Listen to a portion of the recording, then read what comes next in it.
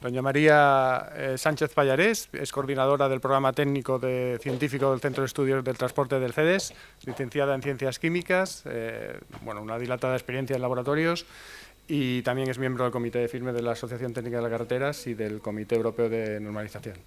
Bueno, adelante, María. Hola, se me oye, ¿no?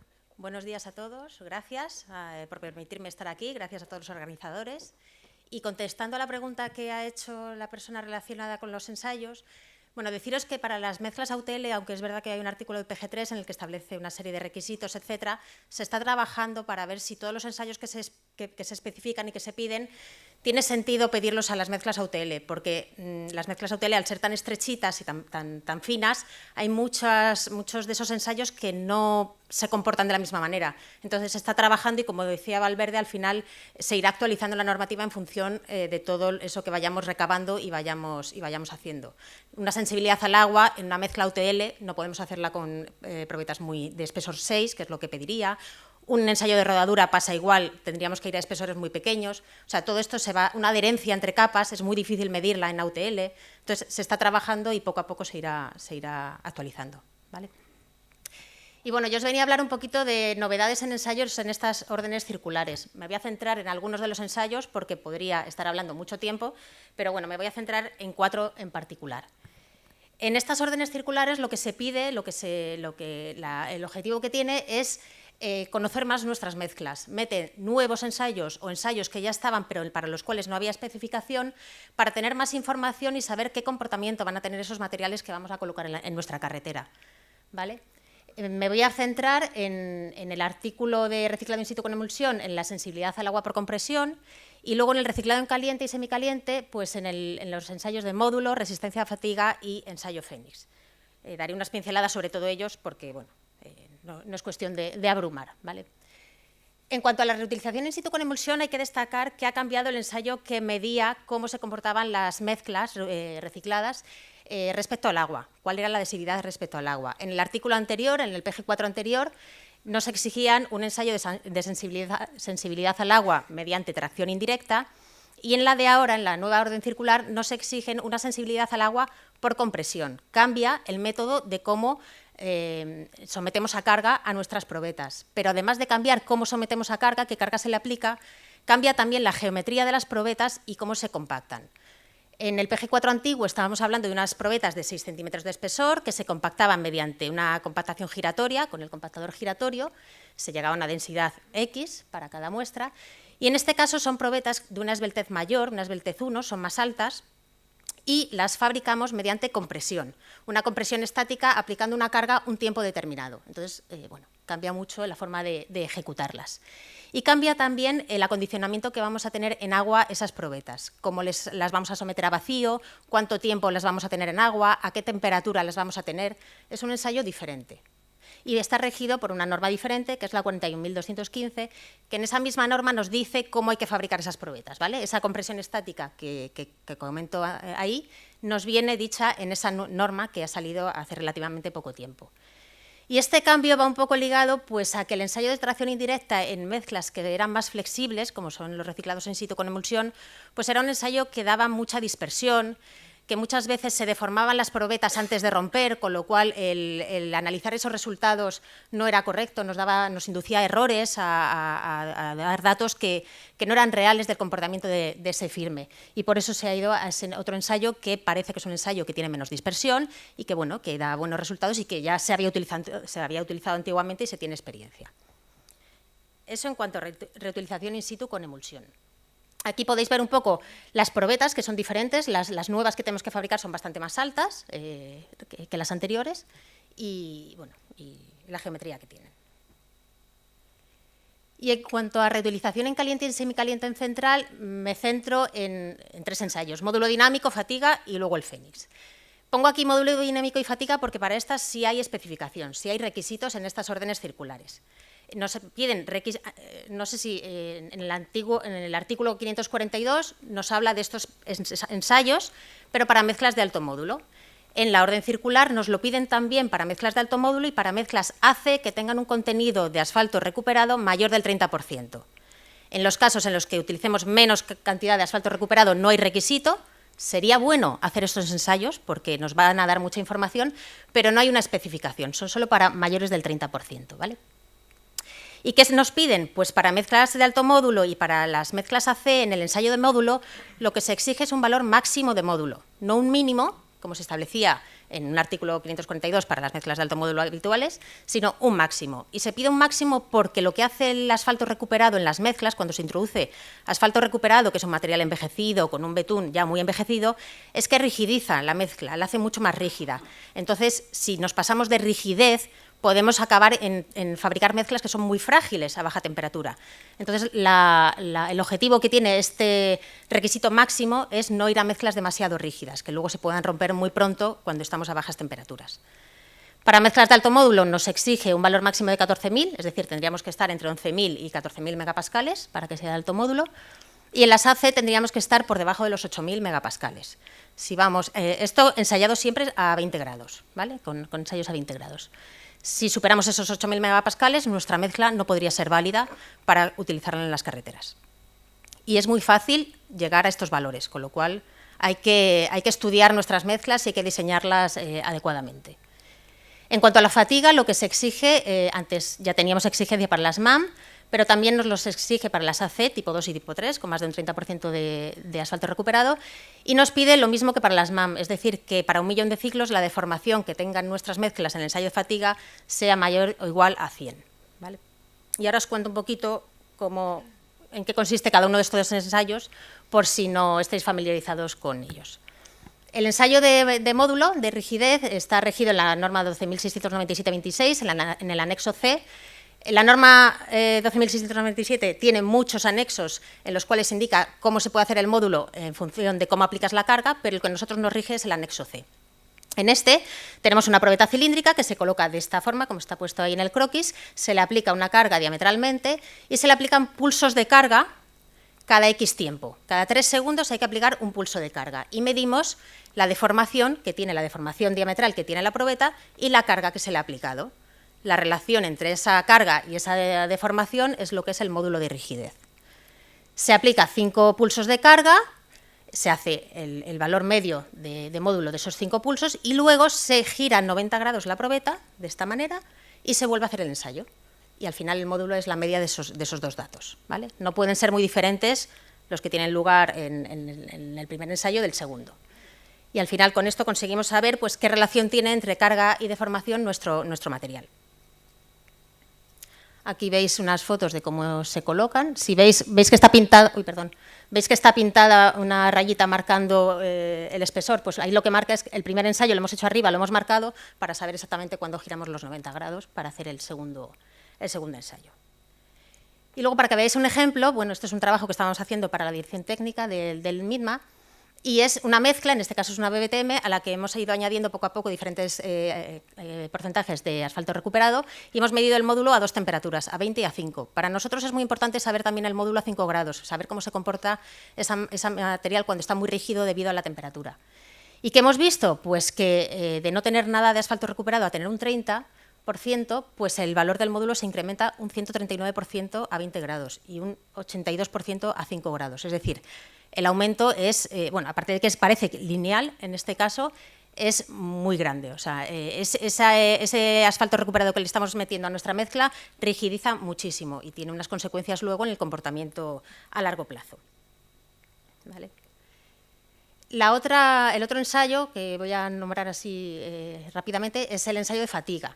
En este caso, las especificaciones que nos exige la orden circular o el PG3 vienen referenciadas al anexo D de la norma 12.697-24, que es la que se hace de esta forma, con probetas prismáticas. La probeta está introducida en ese útil, son prismáticas, a las cuales se les aplica una fatiga a flexión. Se le aplica carga en los 2 puntos intermedios, una carga, y se sostiene por los otros 2 puntos en los laterales, de tal forma que se hace una flexión en la probeta. Lo que se hace es decirle a la máquina, defórmate 50 microdeformaciones y estate dando esas 50 microdeformaciones en numerosos ciclos hasta que la probeta se fatigue. Hasta que se fatigue, en principio, inicialmente mides el módulo de ese material, pues hasta que obtienes la mitad del módulo inicial. Se ha fatigado ya tanto que su módulo ha pasado a ser la mitad del inicial. Entonces ya tienes un punto en el cual puedes saber cargas, deformaciones y número de ciclos que has aplicado. En otra probeta aplicas 100 microdeformaciones continuas, tantas veces hasta que el módulo vuelve a bajar a la mitad. Y entonces al final lo que acabas teniendo es una ley de fatiga que representas de esta manera. Se representa el logaritmo neperiano de ciclos frente al logaritmo neperiano de deformaciones. Obtienes rectas de esta forma. Aquí tenemos dos mezclas, la naranja y la azul. Son dos mezclas similares en los que varía algún componente o algún porcentaje en los componentes. Y lo que obtenemos es, ahí cómo sabemos qué mezcla es mejor que la otra en cuanto a durabilidad, en cuanto al ensayo de fatiga, cuál resiste más a la fatiga. Pues vemos que en toda la recta azul siempre está de forma superior a la naranja. Quiere decir que para un determinado número de ciclos, para un determinado n, admite una mayor deformación, es decir, resiste mejor a la fatiga. Al final, la mezcla que tenemos en azul va a tener una mayor durabilidad en cuanto a este ensayo. Y eso se traduce en el epsilon sub 6, que el epsilon sub 6 te está diciendo qué deformación tiene cuando aplicas 1.000.000 de ciclos de carga. Cuanto mayor sea ese epsilon sub 6, más resistencia a la fatiga va a tener esa mezcla. Y en este caso son dos mezclas pues, que superan las 100 microdeformaciones, con lo cual cumplirían el requisito que nos ha establecido la orden circular. Y entonces, bueno, esta es la forma que tenéis de ver cuando os lleguen datos, de saber cómo se está comportando. Y luego os quería dar pinceladas también del ensayo Fénix, que aunque no hay requisitos todavía, ni en el PG3 ni en las órdenes circulares, sí que estas órdenes circulares ya hacen referencia a que este ensayo se tiene que ir realizando para ir obteniendo datos y ir teniendo conocimiento de él. Es un ensayo que lo que te mide es la resistencia a la fisuración de las mezclas. Y lo que se hace es, tenemos una probeta semicilíndrica, en la cual le hacemos una pequeña entalla para hacer que se fisure por ahí, la pegamos a unas placas y le aplicamos una tracción directa, tiramos de ella, de forma que forzamos que se fisure. Y lo que medimos es cuánta carga va aguantando y cuánta deformación en el eje de abscisas va sosteniendo. Tenemos esa curva que tenemos ahí. Llegamos a un pico máximo, que es cuando la probeta rompe, y a partir de ese momento la carga que va aguantando es menor porque se va fisurando y se va desplazando en mayor medida, se va abriendo la probeta. Con esa gráfica somos capaces de sacar muchísimos parámetros, somos capaces de sacar todo eso que marcamos ahí, ductilidad, resistencia a tracción, índices de resistencia a tracción, tenacidad, muchos parámetros. Pero para que sea manejable y podamos tener una información rápida, sin perdernos, nosotros nos fijamos siempre en el desplazamiento de tenacidad o ductilidad y en la resistencia a tracción. Y con ello somos capaces de comparar comportamientos en cuanto a resistencia a fisuración de mezclas. La resistencia a tracción es la carga máxima a partir por la superficie y el desplazamiento de tenacidad es la diferencia en desplazamiento que hay entre el momento en el que rompe la probeta y el momento en el que la resistencia ha caído un 50%, en el que la carga ha caído un 50%. Según esa pendiente, si esa pendiente es más tendida, nuestra probeta, nuestro material será más dúctil, y si es más abrupta y más acusada, te está indicando que se abre muy rápidamente y es más frágil, ¿vale? Esa es la información que da. Allí podéis ver en la gráfica de vuestra izquierda, es una misma mezcla ensayada a diferentes temperaturas. Tenemos a 20, a 5 y a menos 5. La línea continua es a 20, la discontinua fuerte a 5 y la otra a menos 5. Y, por ejemplo, en la 20 lo que vemos es que a 20 grados la mezcla soporta menos resistencia, pero cuando rompe no tiene una caída acusada, es decir, sostiene muy bien la fisura. Entonces, tiene una pendiente, una menor pendiente, va aguantando la fisura y tiene más resistencia a la fisuración. Cuando la mezcla está más fría, como es lógico, una vez que rompe, enseguida se propaga esa fisura y la pendiente es mucho más acusada. Eso es lo que nos dicen esas gráficas. Y esta otra gráfica que tenemos aquí es el diagrama Fénix. Bueno, este ensayo lo ha desarrollado la UPC, la Universidad de Cataluña, y este diagrama también lo han desarrollado ellos. En este diagrama lo que intentan es clasificar las mezclas de una forma muy gráfica y muy rápida en cuanto a ductilidad, en cuanto a resistencia, en cuanto a tenacidad. Entonces está como dividido en varias zonas para decirnos cómo es la mezcla que estamos colocando ahí. Os he pintado diferentes mezclas que hemos ensayado nosotros y podemos ver claramente que hay como dos tipos, ¿no? La naranja y la roja, que son mezclas, bueno, primero, los datos que veis en cada una de las rectas, el dato que está más a la derecha es cuando se ensaya a 20 grados, el intermedio a 5 y el más a la izquierda es cuando se ensaya a menos 5 grados. Entonces, a 20 grados, bueno, en general a todas las temperaturas, la mezcla naranja y la roja son mucho más dúctiles, están mucho más a la derecha, son mucho más tenaces, es decir, resisten mucho mejor la fisuración. Eso ocurre también a 5 grados y a -5 ya, bueno, como es tan frío, ahí ya se empieza a perder un poquito la sensibilidad del ensayo en cuanto a esto. Pero vemos eso, que esas mezclas naranja y rojas aguantan mucho mejor una fisuración que las mezclas que tenemos en verde o en azul. Entonces, de una forma muy rápida, puedes tener mucha información del material. Para regular todo esto, apareció la nota técnica 1/2022 del MITMA, en la cual han puesto unas recomendaciones de cumplimiento, no son requisitos todavía, pero sí recomendaciones, para que ya nos vayamos haciendo una idea de por dónde van a ir las cosas, y nos piden, pues eso, qué ductilidad va a tener nuestra mezcla, qué RT por DT, es decir, qué tenacidad tiene que tener nuestra mezcla, en función de la temperatura. Y esa temperatura está definida en función del betún que estemos utilizando. No podemos pedir lo mismo a mezclas que se hacen con un betún modificado, que con un betún 50-70, que con un 35-50. Entonces, bueno, ahí está muy bien definido qué se pide para cada caso. Y se piden exigencias para el ensayo cuando lo estás estudiando, para el diseño de la mezcla en fórmula de trabajo, y luego para el control a lo largo de la fabricación y de la extracción de testigos. En estos dos últimos casos lo que se piden son unos porcentajes respecto a los iniciales. Entonces, bueno, para tener un control de nuestro material, pues es de una forma muy rápida y muy fácil. Todos estos ensayos que hemos ido hablando son muy dependientes de la temperatura, como habéis podido ver, pero también de la temperatura de fabricación. Bueno, no de la temperatura de fabricación, sino del proceso que hay que sufrir antes de compactar esas probetas. Es decir, todo esto se tiene que hacer con probetas que no pueden ser recalentadas. Tiene que ser recién fabricadas y compactadas. No vale que las enfriemos y las volvamos a recalentar, porque todas estas propiedades cambian muchísimo cuando vas haciendo esos recalentamientos en los materiales. Entonces, es difícil en muchos casos porque las obras están lejos de los laboratorios, pero hacer estos ensayos sobre mezclas recalentadas van a dar unos resultados que son muy diferentes a los que deberían ser. Entonces, hay que saberlo y tenerlo en cuenta. Y luego, pues nada, muchas gracias. Ahí tenéis mis datos y estamos en el FedEx para cualquier cosa que necesitéis, cualquier ayuda que os podamos dar y cualquier duda, pues estamos a vuestra disposición. Gracias. Muchas gracias, María.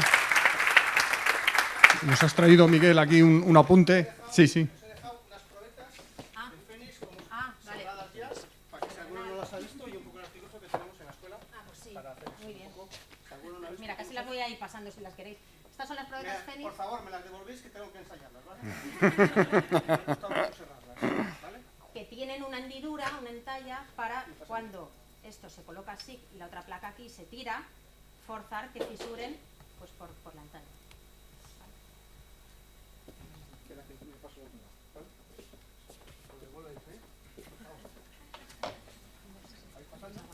Sí, bueno, si hay alguna pregunta, comentario. ¿Cuál de los ensayos destacarías más y por qué? Bueno, siendo todos importantes y cada uno analizando diferentes temas, yo creo que como para tener información rápida de las mezclas, yo soy pro Fénix. A mí me gusta mucho el ensayo Fénix porque nos da mucha información. Y no se necesitan tampoco unas prensas muy exigentes. Es más fácil que en un laboratorio convencional, en un laboratorio de universidad o de centro de investigación, puedas tener la prensa que se necesita para hacer un ensayo Fénix. Y conseguimos una información muy amplia y además va muy relacionada con el módulo, por ejemplo. O sea, cuando vemos que a 20 grados tiene buen comportamiento, pero a 5 grados es muy frágil, eso va muy relacionado con lo que le pasa al módulo si lo ensayáramos. O sea, que van ligados y para mí, pues, me gusta. Vale, muchas gracias, María. Sí.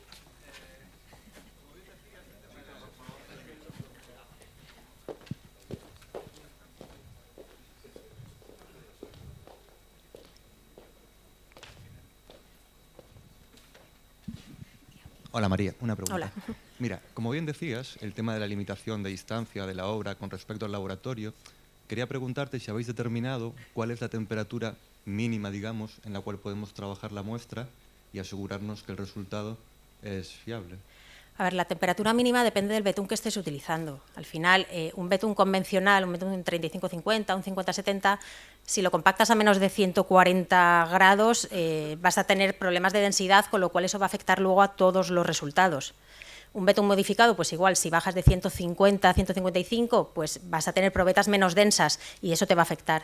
Entonces, lo que hay que intentar es tener el laboratorio lo más cerca posible, o las plantas suelen tener, las plantas asfálticas, pues forzar a que tengan una prensa, o sea, una prensa Marshall para fabricar probetas, y cogerle esas muestras ahí para fabricar lo que son las probetas antes de que se te enfríe la mezcla.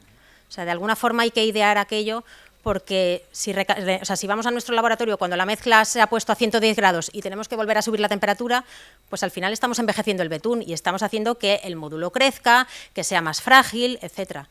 Entonces, sé que es complicado, pero bueno, siempre se puede buscar las formas. Y ya digo, o en las propias obras, si son grandes y se monta laboratorio, por supuesto ahí sí.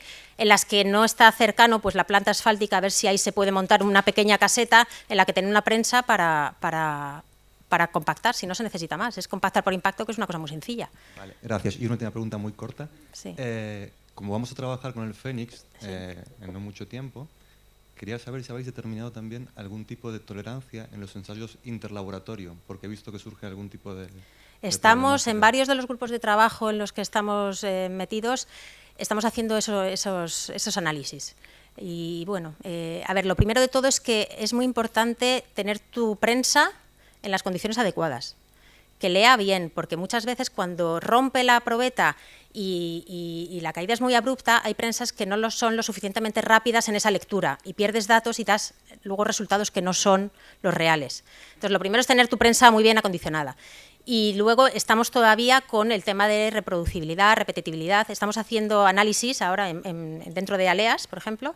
Hemos hecho un estudio y estamos viendo, bueno, pues que si controlamos todos esos parámetros en cuanto a prensas, en cuanto a pegado, en cuanto a tiempo que tiene que estar pegada esa probeta, etcétera, las dispersiones se reducen bastante. Ahora mismo no te sé decir el dato, pero es algo que se publicará y que se va a conocer. O sea que, muchas gracias. ¿vale? Gracias, María. Creo que por ahí había... Vamos con el... Creo que hay una pregunta ahí, perdona.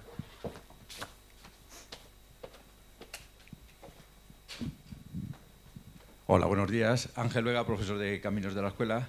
Bueno, muchas gracias por la presentación, muy interesante, y más desde la Escuela de Caminos. Simplemente dos comentarios. Uno, con respecto al ensayo Fénix, estoy totalmente de acuerdo, creo que va a ser un ensayo muy interesante. Está claro que este ensayo ya lleva pues, de 15 años, de cuando trabajamos en el ensayo Fénix. No sé si está Juanjo todavía por ahí, pero bueno. Creo que nos va a dar una información mucho más interesante, o por lo menos más añadida, con respecto a las mezclas y sobre todo con el término de tenacidad, ¿no? Y sobre todo, no solamente el dejar disponer una mezcla bituminosa pues, desde un punto de vista constructivo y bueno, pues que empiece a funcionar, sino una idea más todavía añadida a la fatiga, como puede ser la tenacidad. Yo creo que va a ser un ensayo que va a entrar de lleno claramente en el estudio de las mezclas bituminosas. Es cierto que está empezando quizás por una parte un poco más complicada, que es el tema ya del reciclado, incluso en el artículo 22, creo que aparece mencionado hacia el final, sí, sin especificaciones, sí, salvo ese tramo de prueba que ha aparecido en la página del Ministerio, aparecen las indicaciones esas que han aparecido con un tramo de prueba, ¿no? Pero yo estoy totalmente de acuerdo que va a ser un ensayo que va a funcionar. Y después un simple comentario, y ya que estamos, bueno, tanto Dani como yo estamos en los grupos de trabajo, de ALEAS, con respecto al ensayo de sensibilidad al agua, pero a resistencia a compresión, muchos de los laboratorios tenemos dificultades a las horas de deteriorar las probetas, y es cuando aparecen las condicionantes de humedad, ¿no? Aparte de sumergir, aparecen unos condicionantes de humedad muy exigentes, que claro, no son fáciles de adquirir. Si nos dicen que entre un 40 y 60%, pues hoy aquí la humedad en un laboratorio puede ser mucho mayor, ¿no? Y muchas veces igual, pues en un laboratorio pues al sur de España probablemente es más difícil de conseguirla, ¿no? Entonces, eso sí que hay que dar algún tipo de vuelta, porque nos encontramos los laboratorios con mucha problemática a la hora de hacer ese ensayo. Pues lo anotamos porque sí, vale, Perfecto. Y luego, oye, yo quería comentar también una cosa respecto a ensayos, ya que estamos aquí. Dentro de poco saldrá el nuevo ensayo de pérdida de partículas, en el cual se va a volver a sacar un anexo para hacer la pérdida de partículas en húmedo, lo que era el cántabro en húmedo que teníamos antes, que para mí, por ejemplo, era un ensayo que daba muchísima información y en la normativa actual no lo tenemos. Yo creo que no lo tenemos porque la norma UNE no lo tiene, entonces no se puede exigir. Pero se va a volver a meter, entonces, bueno, doy un toque de atención al NITMA porque eso va a volver a salir y a lo mejor es un ensayo que tenemos que recuperar. ¿Vale?